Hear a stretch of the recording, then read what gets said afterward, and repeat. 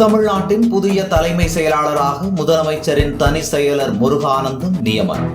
தலைமை செயலாளர் Sivdas Meena Tamil Nadu real estate ஆணையத்தின் ஆணையராக நியமிக்கப்பட்டுள்ள நிலையில் 50வது தலைமை செயலாளராக முருகானந்தம் நியமனம்.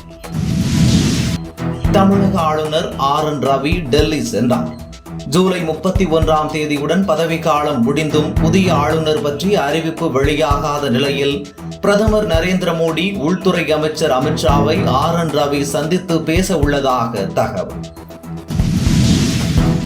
MBBS, BDS மருத்துவ படிப்புகளில் சேர்வதற்கான தரவரிசை பட்டியல் இன்று வெளியாகிறது. வரும் 21ஆம் தேதி ஆன்லைனில் பொது கலந்தாய்வு நடைபெறும் என தமிழக அரசு ஏற்கனவே அறிவிப்பு.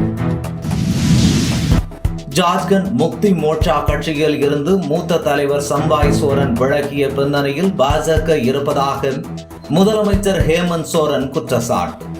கட்சிகளை உடைக்கும் வேலையை பாஜக செய்து வருவதாகவும் விமர்சனம்.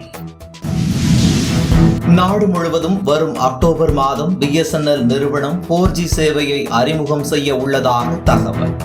சேவையை தொடங்குவதற்கு தேவையான கட்டமைப்பை உருவாக்க 25,000 டவர்களை அமைத்து சோதனை செய்யும் பணியில் BSNL அதிகாரிகள் தீவிரம். பணிக்கு ஆள் எடுப்பதில் தமிழகத்தைச் சேர்ந்த கல்வி நிறுவனங்களுக்கு கூகுள் முன்னுரிமை. திருச்சி NIT, அண்ணாமலை பல்கலைக்கழகம், வேலூர் VIT, கோவை PSG உள்ளிட்டவை பட்டியலில் முக்கிய இடம் பெற்றுள்ளன.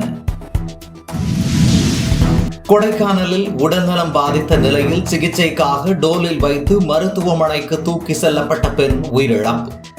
சரியான சாலை வசதி இல்லாத காரணத்தால் டோலில் வைத்து தூக்கி செல்லும் நிலை இருப்பதாக பொதுமக்கள் வேதனை. என்றும் உங்களுடன் மை இந்தியா. முக்கிய செய்திகளை உடனுக்குடன் தெரிந்து கொள்ள சப்ஸ்கிரைப் பண்ணுங்க, பெல் பட்டனை பிரஸ் பண்ணுங்க. என்றும் உங்களுடன் மை இந்தியா.